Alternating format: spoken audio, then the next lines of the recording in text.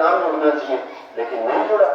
हर बार प्रशासन, गांव के संग, प्रशासन शहरों के संग या अन्यथा भी आप तहसील में जाके ई-मित्र के जरिए आप फॉर्म करते हैं, लेकिन नाम नहीं जुड़ा हुआ। अच्छी बात नहीं, लेकिन हकीकत है। बहुत सारे लोगों के खेतों के रास्ते नहीं है। 251A में खेत का रास्ता लेने के लिए एसडीएम के एप्लीकेशन लगती है, 30 दिन में फैसला होता है। लेकिन भादरा में भी सैकड़ों की संख्या में खेतों के रास्ते के केस एसडीएम के पेंडिंग पड़े, फैसला नहीं हो रहा। खेतों के रास्ते नहीं है, अच्छी बात नहीं है। आपने भूमि की पैमाइश करवानी है, आप एक एप्लीकेशन लगाते हैं संबंधित कर्मचारी के यहाँ, उसको 7 दिन में डिस्पोज करना होता है, लेकिन कईयों को तो 7-7 साल हो गए, लेकिन फिर भी वो डिस्पोज नहीं हुआ। अच्छी बात नहीं है, लेकिन है। ये सारी चीजें रोज रोज हमें परेशान करती हैं, लेकिन हकीकत है ऐसा हो रहा है। इसका माकूल उपाय किसी के पास नहीं है। मैं नौजवानों से ये कहना चाहता हूं कि जागरूकता की कमी की वजह से, जानकारी की कमी की वजह से, या हमारी व्यवस्था के निकम्मेपन की वजह से ऐसा होता है, इसमें कोई दो राय नहीं है। अब इसको ठीक कैसे करें? मेरा ये मानना है कि राजनीतिक इच्छा शक्ति जब सबको समान रूप से समझते हुए व्यापकता के साथ में लोगों की समस्याओं का निवारण करने का बेड़ा उठा ले, तो ये काम बड़े आसान है, बहुत आसानी से हो सकता है। मुझे बड़ी तकलीफ होती है जब भादरा के कई सारे बच्चे हर महीने आके ये कहते हैं कि मेरा रीट में सिलेक्शन हो गया, मुझे ग्राम सेवक में हो गया, मुझे पटवारी में हो गया, लेकिन मुकदमा लगा हुआ है। पिछले 10 साल के अंदर भादरा में नौजवानों को इतने मुकदमे लगे हुए हैं कि पुलिस वेरिफिकेशन में वो कट जाता है। बहुत सारे लोग बाहर काम करना चाहते हैं, पासपोर्ट बनाना पड़ता है, पासपोर्ट के समय भी पुलिस वेरिफिकेशन होता है। किसी के झांसे में आके हम ऐसे आंदोलन में शरीक हो गए, ऐसी जगह पे जाके हमने ऐसा वातावरण था, वहां पे अपने आप को झोंक दिया, एफआईआर हुआ, 5 के नाम लिखे, 50 अन्य, और 50 में 40 के नाम ऐसे ही जोड़ दिए गए। कई तो ऐसे जिनका उस आंदोलन से, उस वाली गतिविधि से कोई लेना देना नहीं, लेकिन गलत बात है। अब उसको सरकारी सेवा से भी वंचित होना पड़ रहा है, पासपोर्ट भी नहीं बन रहा है। क्यों भाई, ऐसा क्यों हो गया? ऐसा क्यों होता है? ये वो कारण है जिनकी आप गहराई में जाएंगे तो जवाब भी आपको मिलेगा। मैं नौजवानों से कहना चाहता हूं कि अगर नौजवान ठान ले कि मुझे ऐसा करना है, तो उसको कोई रोक नहीं सकता। मैं नौजवानों को इसलिए कह रहा हूं कि मुझे मेरा वो 40 साल 35 साल पहले का समय याद आ रहा है जब मैं आप जैसा था। आज कोई भी बच्चा जब स्कूल जाता है तो स्कूल जाने का साधन आता है। कॉलेज का बच्चा कॉलेज जाता है तो आपके चौगान तक, चौक तक कॉलेज की बस आती है। आप एक बटन दबाते हो तो पूरा घर रोशन हो जाता है। मैं उस जमाने को याद कर रहा हूं जब मैं 6ठी क्लास में 13 किलोमीटर पैदल चलकर पढ़ने जाता था, और हफ्ते में 2 बार कम से कम गांव आना पड़ता था। क्यों? पशुओं को हरा चारा काट के कूतर बना के उनको डालते थे, तो 3 दिन बाद हरा चारा की कूतर बासी हो जाती है, पशु खाते नहीं। तो हर तीसरे दिन आके नए चारे की कूतर करके जाते तो वो 3 दिन चल जाता था। मेरे ख्याल में आज के नौजवान को ऐसी नौबत नहीं है। हम जब पढ़ते थे तो चिमनी होती थी, बाद में लालटेन आई, और बहुत बाद में जाके लैंप आया था। अब आपके यहाँ तो एक बटन दबाते पूरा घर रोशन हो जाता है। मैं आप लोगों से निवेदन करना चाहता हूं कि आपकी आशा आकांक्षा, आपकी माता पिता की आशा आकांक्षा, अभिभावकों की सोच और आपकी सोच अगर आपस में एक दूसरे के सामंजस्य के साथ में फलीभूत हो तो परिणाम अच्छे आते हैं। मैं बहुत सारे लोगों को जानता हूं, आप भी जानते होंगे, आपके गांव में भी सैकड़ों ऐसे लोग होंगे जिन्होंने ग्रेजुएशन कर रखा है, पोस्ट ग्रेजुएशन BA MA कर रखा है, BSc MSc कर रखा है, लेकिन उनके पास काम नहीं है। हमारे प्रदेश में IIT किए हुए लाखों लोग हैं। मैं हजारों नहीं बोल रहा, लाखों लोग बोल रहा हूं। हमारे प्रदेश में लाखों लोग ग्रेजुएट हैं, लेकिन उनके पास काम नहीं है। हमारे प्रदेश में हजारों लोग ऐसे हैं जिन्होंने IIT कर रखा है, IIT कर रखा है, लेकिन उनको राजस्थान में जॉब नहीं मिलता है, उनको बेंगलोर जाना पड़ता है, महाराष्ट्र जाना पड़ता है या गुजरात जाना पड़ता है। बहुत सारे ऐसे नहीं, को विदेश में भी जाना पड़ता है। मैं आप लोगों से ये कहना चाहता हूं, ऐसा क्यों है? अगर आप इसकी गहराई में जाएंगे तो आपको पता चलेगा कि B.Tech और M.Tech किए हुए छात्र को प्रैक्टिकली उस टेक्नोलॉजी जो उसको सिखाई गई है उसमें वो पारंगत नहीं है, उसमें स्किल का अभाव है, उसमें कौशल पूरा नहीं है। अच्छी बात नहीं है लेकिन है। अब इसमें देखें भाई क्यों नहीं है, तो पता चला भादरा में कोई कौशल विकास केंद्र ऐसा नहीं है। भादरा छोड़ो, हनुमानगढ़ यमुनानगर में भी कोई अंतर्राष्ट्रीय लेवल का कौशल विकास केंद्र नहीं है। और इसका खामियाजा प्रदेश के, जिले के स्थानीय स्तर पे नौजवानों को भुगतना पड़ता है। अच्छी बात नहीं है लेकिन है। जब तक राजनीतिक इच्छा शक्ति वृद्ध दृष्टि रखते हुए कॉम्प्रिहेंसिव वे में ये सोच विकसित नहीं करेगी कि हम सबको जॉब कैसे मिले, हमारे जितने बच्चे पढ़े लिखे उनको काम कैसे लगाया जाए, तब तक ये नहीं हो सकता। आपने देखा कि हमारे यहाँ खेती आधारित उद्योग नहीं है, खेती बाड़ी है लेकिन खेती आधारित उद्योग नहीं है। हमारे यहाँ FPO नहीं है, फार्मर्स प्रोड्यूसर ऑर्गेनाइजेशन बोलते हैं, किसान पैदा करने वाले खेती बाड़ी के आधारित वो उद्योग धंधे जिसमें एक में सैकड़ों लोग काम कर सकते हैं और जिसमें लाखों रुपए का अनुदान मिलता है, लेकिन हमारे यहाँ नहीं है। ये सब चीजें क्यों हैं? नहरों में पानी नहीं है, अभी बरसात की दरकार है, चारों तरफ हम टकटकी लगाए आसमान की तरफ देखते हैं, छांटे आ नहीं रहे हैं, बरसात आने की मन मायूस होता, लेकिन हकीकत है जब भी चुनाव का समय आता है तब पानी का वादा करके जाते हैं, लेकिन वो वादा ही रहता है। आज से नहीं, वर्षों से आपने देखा होगा। पिछली बार तो ये भी थोड़े दिन पहले, पिछली बार बजट में 100 करोड़ रुपए का प्रोविजन किया था। एक साल पहले की बात बता रहा हूं, ये बजट आया उससे पहले। क्या ये 14 सिंचित गांव है, उनमें पानी की व्यवस्था होगी, नहरों में पूरा पानी होगा। अगर वो 14 सिंचित गांव है, उनमें 100 करोड़ रुपए से सर्वे करवा के पानी की व्यवस्था करने का प्रोग्राम बनाया जाता, मेरा ये मानना है कि वो राजस्थान का नहीं, भारत का नहीं, दुनिया का पहला फाउंडेशन स्टोन होता जहां बिना पानी की व्यवस्था के आधारशिला रखी जाती। अरे भाई क्या कर रहे हो आप, ऐसा क्यों करते हो? मैं आपको हकीकत बता रहा हूं। जिस सर्वे की बात कर रहे हैं, 2006 के अंदर जब डॉक्टर सुरेश चौधरी जी विधायक थे, उस टाइम 100 करोड़ नहीं 264 करोड़ रुपए की व्यवस्था करके सर्वे किया गया था। सर्वे जो सर्वोच्च अधिकारी हैं, किसके? जियोलॉजी के, एग्रीकल्चर के, इरिगेशन के, केनाल एरिया डेवलपमेंट के साइंटिस्ट थे।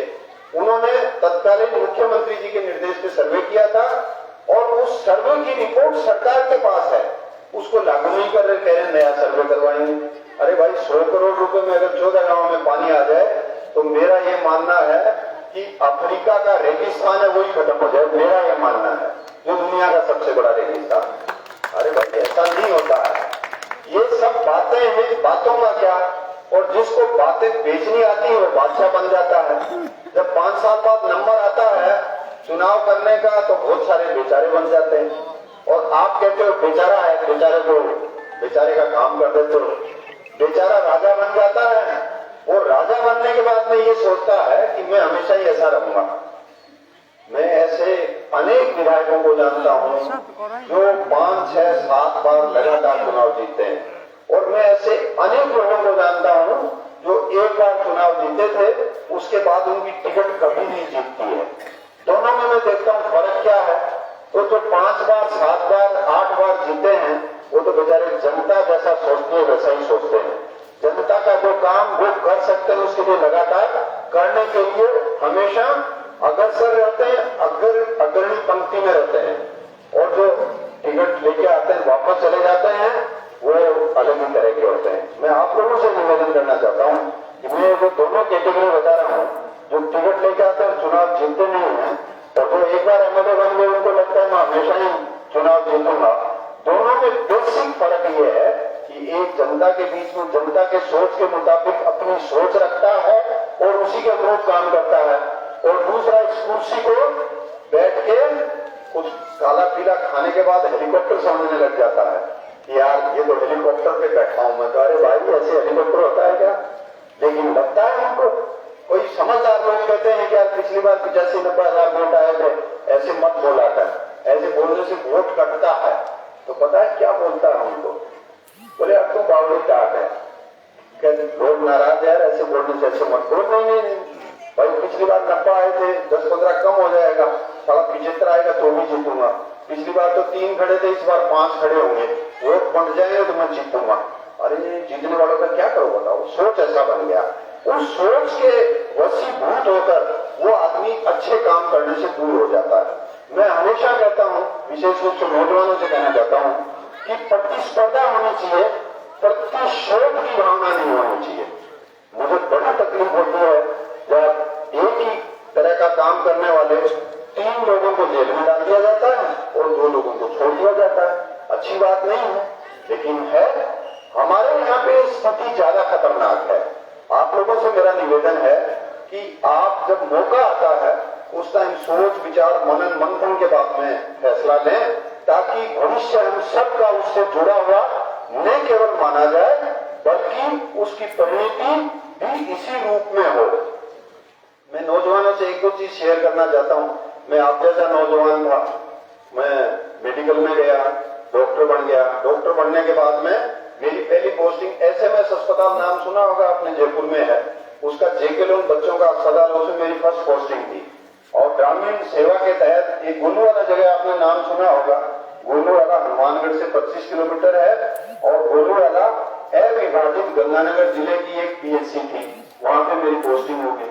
वहां में चला गया। मैं नौजवानों से कहना चाहता हूँ आप भी ऐसा कर सकते हो। मैं नौजवानों से कहना चाहता हूँ कि इतने हालात वहां के ऐसे थे, 3-4 कमरे का अस्पताल था। अस्पताल के परिसर में चारों तरफ गहरे गहरे खदान थे। छत के ऊपर में सोता था, बिजली थी नहीं, वहां पे कनेक्शन नहीं था। और छत के ऊपर उठते थे तो उस टाइम स्वच्छ भारत मिशन नहीं था। तो जो खदान थे चारों तरफ, वहां बोतल लेके लोगों की लाइन लगती थी। उठते ही बड़ा बुरा लगता, लेकिन मन में आया कि यार जो बुरी स्थिति है। मैंने गांव के लोगों से बात की, 5-10-15 नौजवानों को साथ में लिया। हमने एक कमेटी बनाई, चिकित्सालय विकास समिति। कहां? गोलू वाला। कमेटी ने काम करना शुरू किया, हमने अस्पताल में काम करना शुरू किया। वो ऐसा अस्पताल था जिसमें पिछले 7 साल में एक भी मरीज भर्ती नहीं हुआ था। हमने काम करना शुरू किया तो रोजाना मरीज भर्ती होने लग गए। महीने में सैकड़ों मरीज हो जाते थे। जहां 5-4 मरीज पट्टी वाले, कोई दांती से हाथ कट गया, वो आते थे, वहां typhoid, TB, malaria, meningitis, tubercular meningitis, मतलब ऐसे ऐसे मरीज आने लगे जो मेडिकल कॉलेज में आते हैं। सब लोगों ने मिलकर काम किया टीम के रूप में। नर्सिंग स्टाफ ने भी किया, मैंने भी किया, सबने किया, गांव वालों का सहयोग था। और वहां पे जो साधन संसाधन कम थे, उसके लिए लोगों ने कमेटी के माध्यम से दान देना शुरू किया। आपको ये जानकर हर्ष होगा कि उस जमाने में उस अस्पताल में लोगों ने 54 लाख रुपए का दान दिया। 54 लाख रुपए का। 54 लाख का मतलब हो गया आज के जमाने में 5-7-8 करोड़। नौजवानों से कहना चाहता हूँ आप क्या कर सकते हैं। उस टाइम निःशुल्क दवा योजना नहीं होती थी। हमने दरिद्र नारायण दवा बैंक की स्थापना की। गांव वालों के सहयोग से गंगानगर से दवा लेके आते थे। हम एक स्लिप बनाते थे, रिपोर्ट वो रखते थे, बैंक में खाता था, हिसाब किताब वो रखते थे। और दवाइयां जब नकद में देनी शुरू की तो लाइन लग गई मरीजों की। जब खूब सारे मरीज आने लग गए, अस्पताल का नाम हो गया। अस्पताल में अच्छा काम होने लग गया। अच्छे काम की वजह से वो अस्पताल हमारे जिले का बेस्ट हॉस्पिटल हो गया। पहले गंगानगर का बेस्ट हॉस्पिटल हुआ, फिर हनुमानगढ़ में आया तो हनुमानगढ़ का बेस्ट हॉस्पिटल हो गया। जब बेस्ट हॉस्पिटल हो गया हमारा, तो वो प्रदेश का भी मॉडल पीएचसी बन गया। जब प्रदेश का मॉडल पीएचसी बन गया तो WHO और यूनिसेफ के संज्ञान में आ गया। जब WHO के लोग वहां आके देखते थे हमारा काम, व्यवस्था, मरीजों के साथ में आम आदमी, आम अस्पताल के कर्मचारी का व्यवहार, मरीजों के ठीक होने की रफ्तार, मरीजों की संख्या, तो मेरा WHO में सिलेक्शन हो गया। वर्ल्ड हेल्थ ऑर्गेनाइजेशन क्या होता है, मैं नौजवानों से कहना चाहता हूँ, मोबाइल पे देखना, दुनिया का सबसे बड़ा अस्पताल होता है। मुझे WHO के साथ काम करने का मौका मिला। मैं नौजवानों से कहना चाहता हूँ हमारे काम की वजह से और लोगों की सेवा शुश्रूषा की वजह से। जब मैं गोलू वाला में चिकित्सा अधिकारी था तो आखिरी वेतन मेरा 10,200 रुपए था। मेरे पास आज भी वो पासबुक है महीने का। और जब मैं WHO में गया, मैं नौजवानों से कहना चाहता हूँ, तो मेरा पहला वेतन 1,04,000 रुपए था उस जमाने में। आप बताइए आज अगर मैं WHO में काम करता, मैंने मेरी परिस्थितियां, परिवार, हालात की वजह से रिजाइन किया था WHO से 2 साल बाद। अगर मैं रिजाइन नहीं करता तो आज 10-12 करोड़ रुपए का पैकेज मेरे साथ वालों को मिल रहा है हर महीने। मैं नौजवानों से कहना चाहता हूँ, आप कुछ नहीं कर सकते हो। हमने वेतन के लिए काम नहीं किया, मैंने ये सोच के काम नहीं किया कि WHO में जाना है। जन सेवा की, जनमानस को लाभ देने के लिए अस्पताल को सुरक्षित किया, अस्पताल को सुव्यवस्थित किया, अस्पताल को सुचारू रूप से चलाने के लिए टीम के रूप में काम किया। WHO में अच्छा काम किया। 2 साल बाद मैं वहां से रिजाइन करके इसलिए आया कि वो लोग मुझे अमेरिका भेज रहे थे। मैंने सोचा मैं अमेरिका चला जाऊंगा, तो मैं नौजवानों से कहना चाहता हूँ, बाहर जाने के लिए लोगों की लाइन लगी रहती है। और मेरे दिमाग में यह था कि मैं घर में बड़ा ही बड़ा हूँ, मैं WHO में चला जाऊँ, पीछे वाला मामला सारा छूट जाएगा, मैं भी अंग्रेज बन जाऊंगा जाके। मैं अंग्रेज नहीं बनना चाहता था, मैं हिंदुस्तानी रहना चाहता था। तो मैंने रिजाइन करके वापस आया। सरकार ने मेरी WHO की सेवाओं की वजह से समय से पहले मुझे इस जिले का CMHO बना दिया, मुख्य चिकित्सा स्वास्थ्य अधिकारी। जब मुझे CMHO बनाया, जैसा मेरे साथी बता रहे थे, अपना जिला स्वास्थ्य मानकों में 28, 29 और 31 नंबर पर था। स्वास्थ्य मानक क्या होते हैं? अस्पताल में आने वाले मरीजों की संख्या, ठीक होने वालों की संख्या, डिलीवरी कितनी होती है, आप टीकाकरण की क्या स्थिति है, लोगों का स्वास्थ्य कैसा है, आदि आदि 28 तरह के मानक होते हैं। उनमें जिला 28, 29 और 31 नंबर पे था। 6 महीने में हम सब ने काम किया, पूरी टीम ने काम किया जिले में। सारे अस्पतालों को मैंने व्यवस्थित करने की व्यवस्था की। 6 महीने में हमारा जिला पूरे प्रदेश में 2 नंबर पे आ गया। और 6 महीने बाद हर साल में जब तक यहाँ रहा, जिला 1 नंबर पे रहा। और मुझे माननीय मुख्यमंत्री जी ने 15 अगस्त को जयपुर में सम्मानित किया। यही मुख्यमंत्री जी थे उस टाइम, 2013 की बात बता रहा हूँ। हमने अच्छा काम किया, लोगों को फायदा हुआ। डिलीवरी रेट पूरे प्रदेश में हमारे डिस्ट्रिक्ट की 1 नंबर पे आ गई। मुख्यमंत्री निःशुल्क दवा योजना, मुख्यमंत्री निःशुल्क जांच योजना में हमारा जिला पूरे प्रदेश में 1 नंबर पे आ गया। मैं नौजवानों से कहना चाहता हूँ, मेरे से पहले बहुत सारे लोग आए थे, CMHO भी बहुत आए थे, मेडिकल अफसर भी बहुत आए थे, वरिष्ठ चिकित्सा अधिकारी भी बहुत आए थे, लेकिन आपने प्लानिंग के साथ में काम किया तो निश्चित रूप से लोगों को फायदा होता है। मैं नौजवानों से कहना चाहता हूँ, ध्यान से सुनना मेरी बात। मैं 48-50 साल की उम्र में IAS बन गया। आप सोच सकते हो कोई बनता है क्या? लेकिन काम की वजह से बना। मैं नौजवानों से कहना चाहता हूँ कि आजादी के बाद मैं पहला डॉक्टर था सरकार में, जो मैं जिस तरह से IAS बना वैसे पहले कोई नहीं बना। पहला डॉक्टर मैं बना राजस्थान का। मैं नौजवानों से कहना चाहता हूँ कि मेरे बैच का टॉपर IAS था, मेरे बैच का टॉपर IAS था। मैं नौजवानों से कहना चाहता हूँ, आपके जिंदगी का शौक कभी खत्म नहीं होता। अगर आपने निश्चय कर लिया, प्रण कर लिया, संकल्प कर लिया, आपको कोई रोक ही नहीं सकता। मैं नौजवानों से कहना चाहता हूँ, IAS बनने के बाद मैं जब गया जयपुर, तो 3 दिन बाद दिल्ली के अंदर एक मीटिंग थी कि नए मेडिकल कॉलेज खोलने के लिए भारत सरकार के यहाँ पे प्रेजेंटेशन देना था। देश भर के 14 राज्यों के 14 सेक्रेटरी को बुलाया था। राजस्थान से भी स्वास्थ्य सचिव को बुलाया था। हमारे मुख्य सचिव ने मेरे को भेज दिया, मेरे को बुलाया कि आप जाइए। मैंने रिक्वेस्ट किया, बड़ा अफसर होता है, रिक्वेस्ट ही कर सकते हैं। मैंने कहा सर मैं तो जॉइंट सेक्रेटरी हूँ, सेक्रेटरी साहब को बुलाया। मैंने कहा सर मेरे को तो 3 ही दिन हुए आए हुए। उन्होंने कहा नो यू गो, मेरे को पता है तुमने WHO में काम किया, तुम्हारा रिकॉर्ड अच्छा है, मेडिकल का है, तुम प्रेजेंट करो। प्रेजेंटेशन देने के लिए गए। नौजवानों को कहना चाहता हूँ, पहले महाराष्ट्र को सुना, गोवा को सुना, बिहार, बंगाल को सुना, उसके बाद हरियाणा, पंजाब, राजस्थान का 8वां नंबर था। मेरे से पहले 7 सेक्रेटरी ने यह कहा, जो भारत सरकार के सेक्रेटरी ने पूछा नया मेडिकल कॉलेज चाहिए, सबने कहा चाहिए। उन्होंने कहा ओके ठीक है। तो कहा 25 बीघा जमीन है, तो सबने कहा हाँ सब जमीन है, हमारी कोई दिक्कत नहीं। मेरे दिमाग में आया, मैंने कहा 25 बीघा जमीन शहर के बीच में, नहीं तो जयपुर में, मैं जोधपुर में, मैं उदयपुर में, मैं कोटा में, मैं सब जगह घूमा था WHO में। मेरा नंबर आया, मैंने कहा सर जमीन तो नहीं है, माफ करना, मेडिकल कॉलेज में उनका नेक्स्ट, मतलब मेरा नंबर खाली। मैंने निवेदन किया, मैंने कहा साहब WHO मैंने काम किया। मैंने कहा साहब मैंने अमेरिका के अंदर देखा है कि वहां 10,000 स्क्वायर फीट में मेडिकल कॉलेज चलता है, इंग्लैंड में 10,000 स्क्वायर फीट में मेडिकल कॉलेज चलता है। मैंने उनसे निवेदन किया साहब, बंबई के अंदर उस टाइम 45 मंजिला भवन बना हुआ था, मैंने जयपुर में 14 मंजिला भवन बना हुआ था। मैंने कहा सर आप 5 बीघा में परमिशन दे दो, हम वर्टिकल चले जाएंगे, हम ऊंची मंजिलें बना के उसमें मेडिकल कॉलेज चला लेंगे। और मैंने कहा साहब आप सरकार में वो महाराष्ट्र कर्नाटक के थे, मैंने उनको कहा था बेंगलोर में भी नहीं मिलेगी 25 बीघा जमीन। मैंने कहा था हमें मेडिकल कॉलेज की तो जरूरत है। जैसे ही मैंने ये बात कही, मेरे से पहले जिन 8 सेक्रेटरी ने 7 सेक्रेटरी ने बोला जमीन है, सबने कहा साहब जमीन तो हमारे पास तो नहीं है। उन सेक्रेटरी साहब भारत सरकार ने कैसा डांटा उनको, वो आज भी मेरे लिए अविस्मरणीय है। और उन्होंने कहा यार तुम सही कह रहे हो। मैंने कहा था 25 बीघा जमीन का जो है मेडिकल कॉलेज के लिए आजादी से पहले का नॉर्म है। आजादी से पहले जो मेडिकल कॉलेज बने उस टाइम 25 बीघा 50 बीघा का नॉर्म था शहर और रूरल में। उस टाइम हमारी सारी आबादी 30-35 करोड़ थी।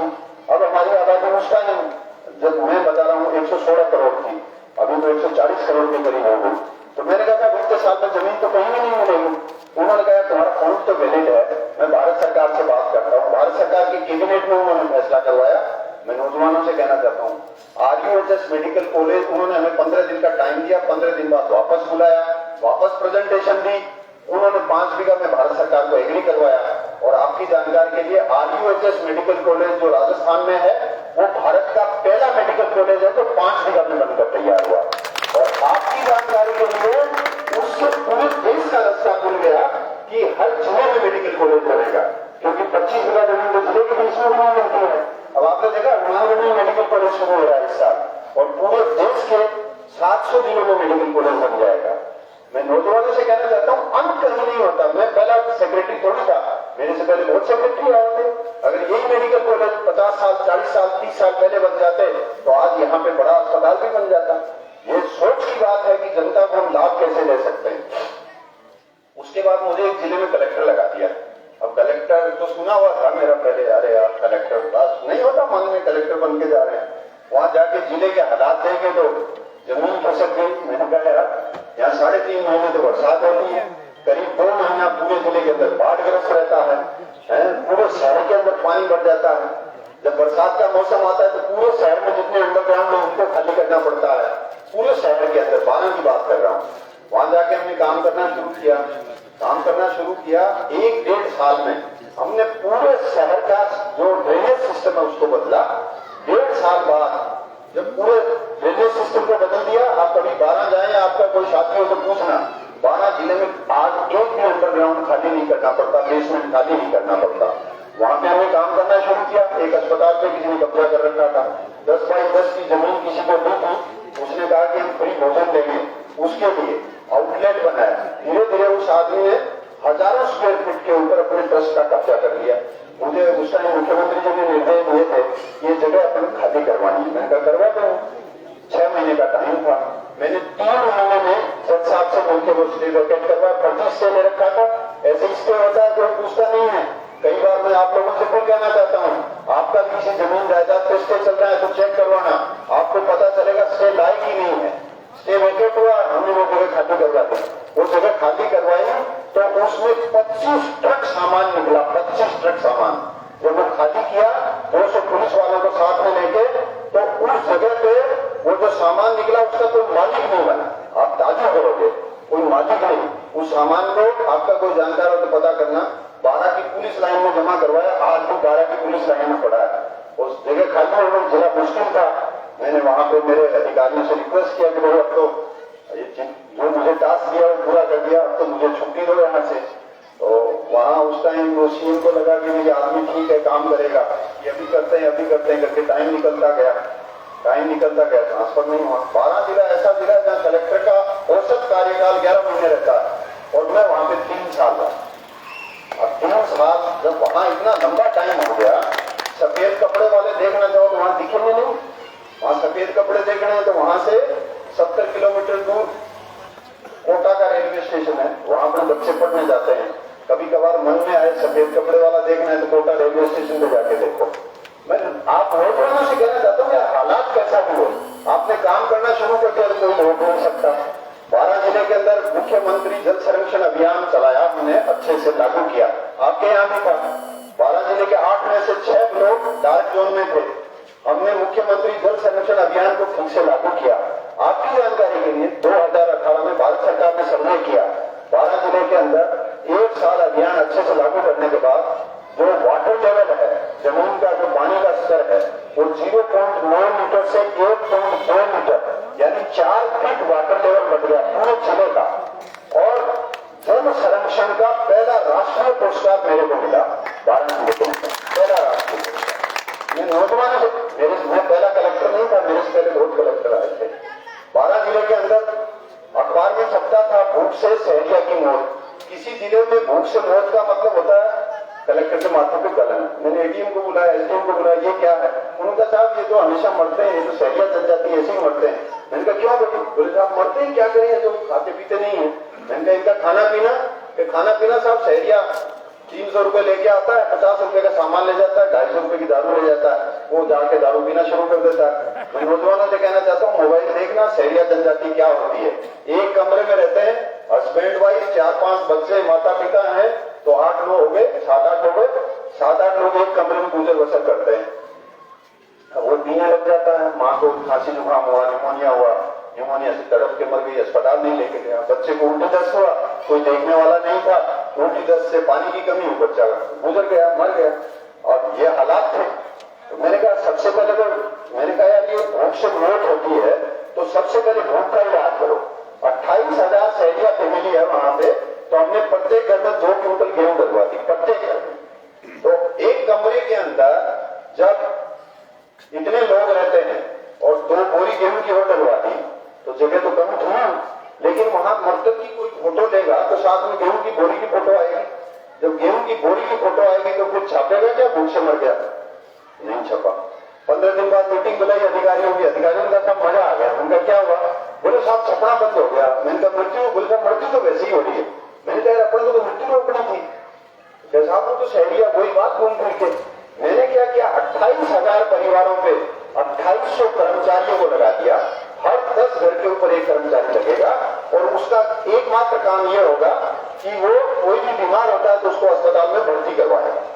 इतना सा काम उसका। आप ताजुब करोगे 6 महीने बाद लोगों का मरना बंद हो गया। जो असामयिक मौत होनी थी वो बंद हो गई, कारण इलाज शुरू हो गया और लोगों में पोषण आ गया। 12 जिला राष्ट्रीय पोषण मिशन में 650 जिलों में 647 नंबर पे था। कुपोषण में 3 नंबर पे था पूरे देश में। कुपोषण में प्रधानमंत्री जी का कार्यक्रम है राष्ट्रीय पोषण मिशन। राष्ट्रीय पोषण मिशन के लिए प्रधानमंत्री जी ने एक बार मीटिंग ली थी। देश के खूब सारे कलेक्टर्स में से छांटे थे सिर्फ 3। उन 3 कलेक्टर्स को प्रेजेंटेशन देने के लिए नीति आयोग ने बुलाया था। उसमें एक मैं भी था। मेरे लिए बड़े गर्व की बात थी। प्रधानमंत्री जी एक बार राजस्थान में भूमि में आए थे तो उन्होंने 6 ऐसे कलेक्टर को बुलाया था जिन्होंने हालात को बदलने के लिए काम किया। उनमें एक मैं भी था। 12 जिले का आकलन करके विवेचना की थी, वहां एनालिसिस करके प्रेजेंटेशन दिया था। उसमें राष्ट्रीय पोषण मिशन सबसे बड़ा इशू था। राष्ट्रीय पोषण मिशन को हमने अच्छे से लागू किया। प्रधानमंत्री जी जब हमारे डिस्कशन में आए थे उस टाइम 6 कलेक्टर थे, हमें 4-4 मिनट दी थे। 24 मिनट प्रधानमंत्री जी के साथ में बात करनी थी। पहले वाले कलेक्टर साहब 2-2.5 मिनट बोले थे। 2 नंबर पे मैं था।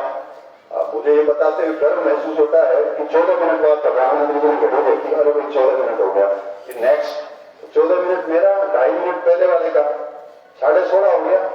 आगे जो 4 कलेक्टर बचे उनके लिए 2-2 मिनट भी मेरे ख्याल मुश्किल से बचे होंगे।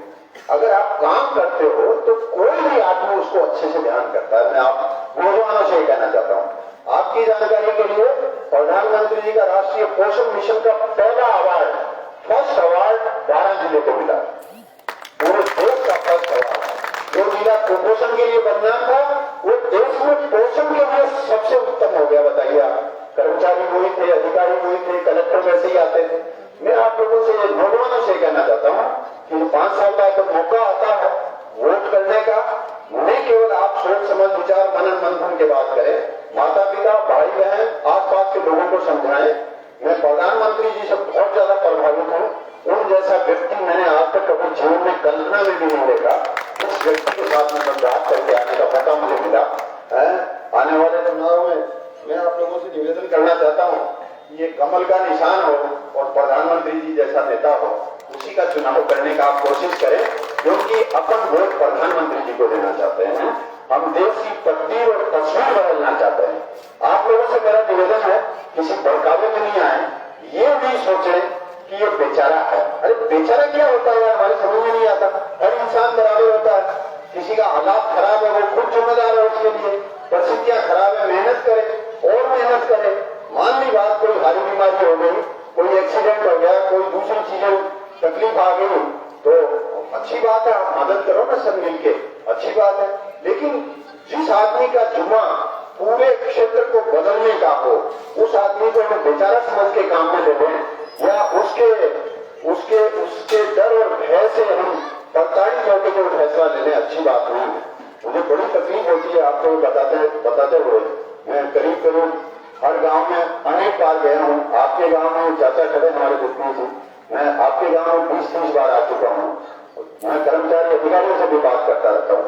मुझे बड़ी तकलीफ होती है, लोग सरकारी अमला पूरा दहशत में काम कर रहा है। अरे दहशत में काम होता है क्या, आप बताओ? इतना डर भय है। मैं सरकारी कर्मचारी अधिकारियों से कहना चाहता हूँ कि जो सरकारी कर्मचारी स्थान से लगाव रखता है वो जनता के साथ में न्याय नहीं कर सकता।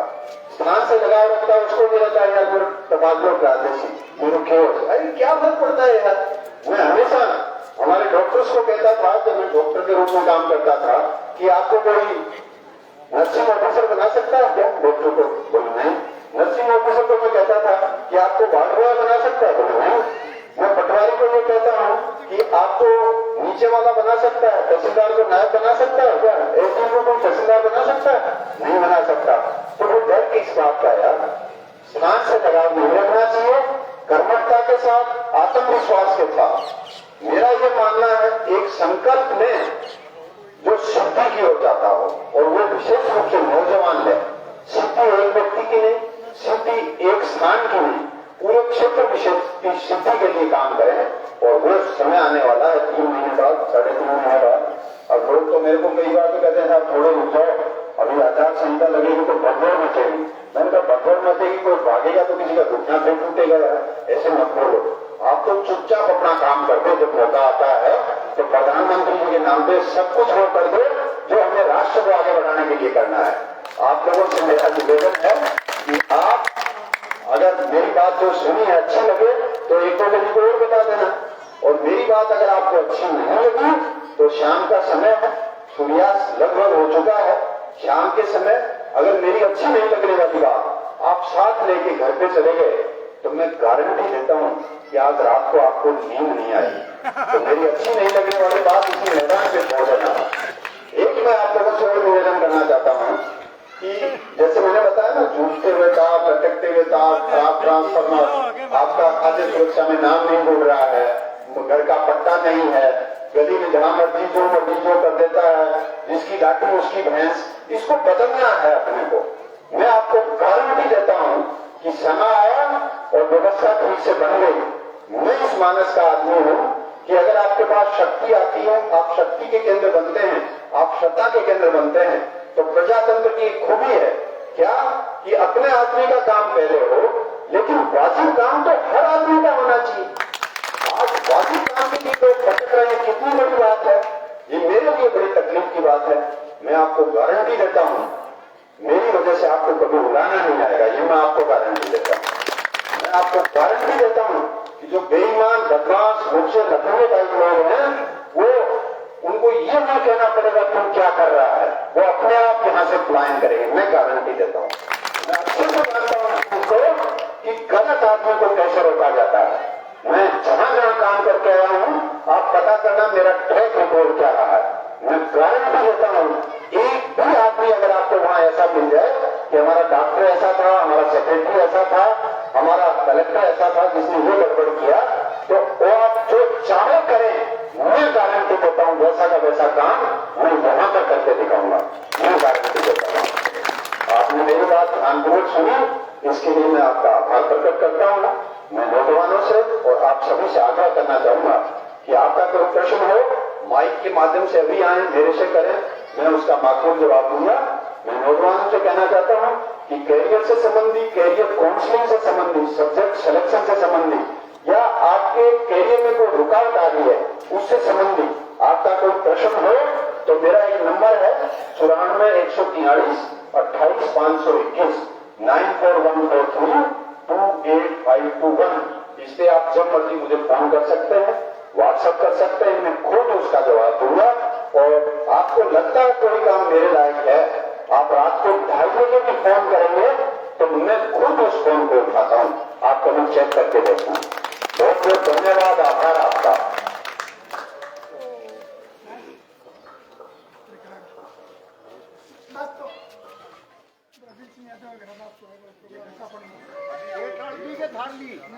हाँ